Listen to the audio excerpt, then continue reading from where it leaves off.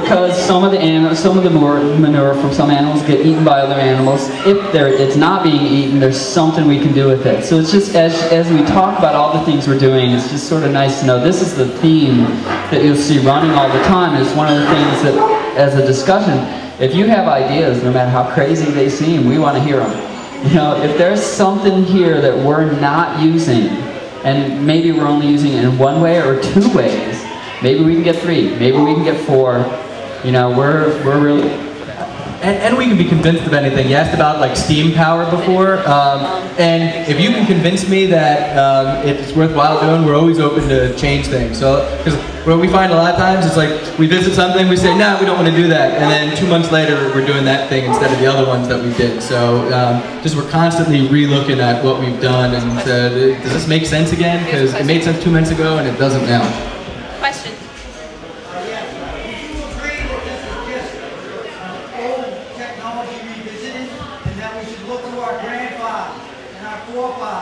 That's how they live.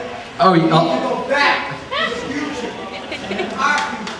And you take your system and you run with it. And you're not going to tax it, and you're not going to charge for it because the sun is free, the wind is free, the water is free. Take it back and hand it. Yeah.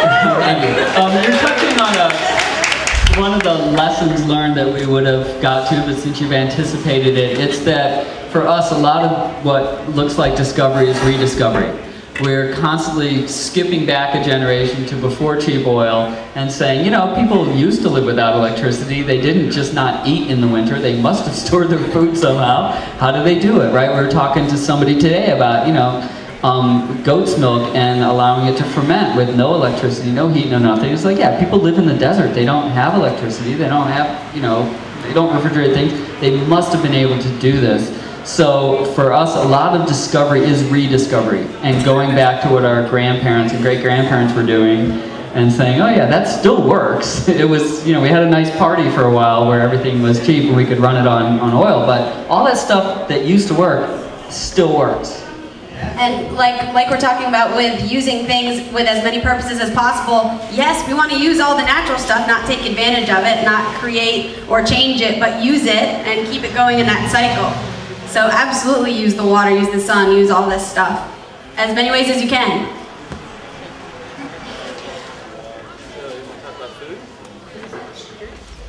Well, yeah, let's do that. Yeah. Do you want to do it? Sure.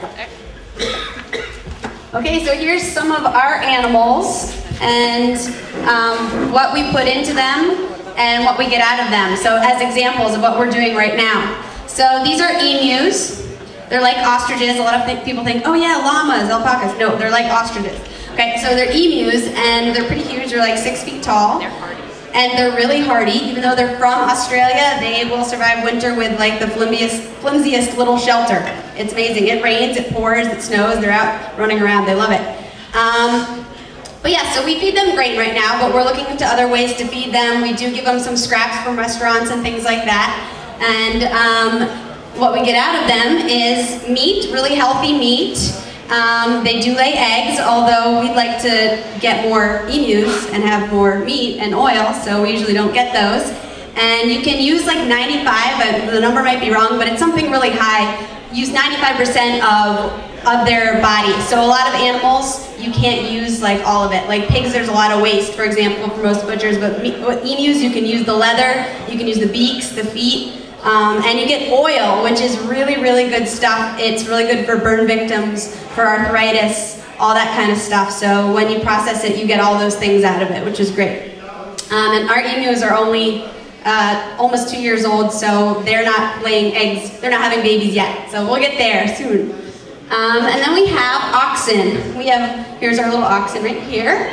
And they are pasture fed, so we have them out in our pastures and they eat grass, and sometimes we even let them by our house and they mow the lawn for us.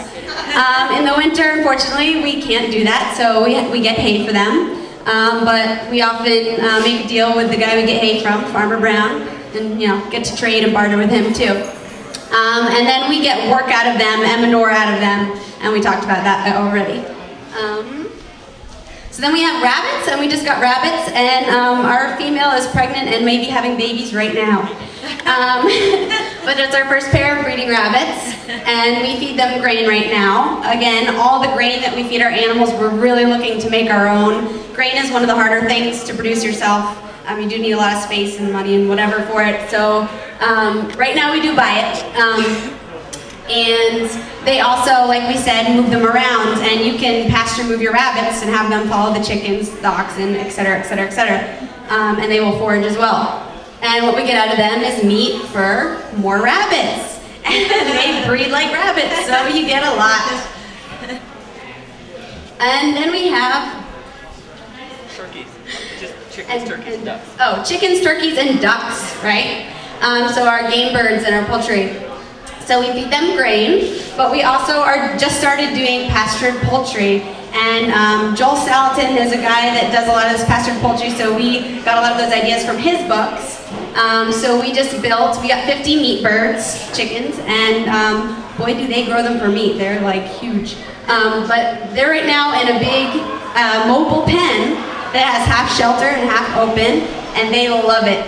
We started them in our barn when they were younger, and now they're about 7, 8 weeks old, and we get to move them around, and they are so happy. Good question. She asked if we have any problems with predators getting our farm animals, and we have been lucky enough to not have any problems with it, and neither were the previous owners who had some of the animals. We have 2 dogs that bark a lot, and we have big animals, and most of the animals are close to our house where the dogs are, so they often keep the predators away. We haven't had any problems so far, which is great. But it's something to think about for a lot of places, or if you don't have dogs.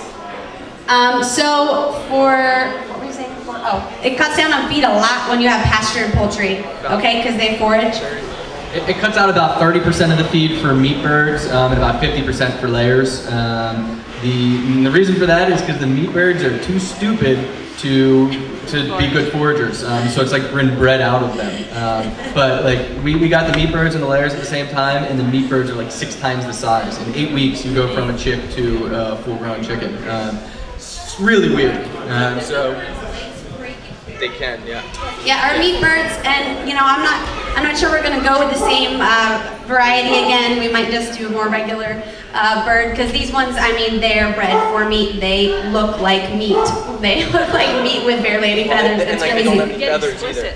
Yeah, when they grew, we got our chicks at the same time. We had 80 chicks, 30 laying hens, 50 meat birds, and like you said, they're 6 times bigger, and they were just poofed out. The breast is huge. Their boobs are bigger than mine. And basically, it's just crazy. So we're not sure if we like it. They have a hard time walking, so they're not as good at foraging. So, that does cost us more money too, even though it gives you more meat maybe.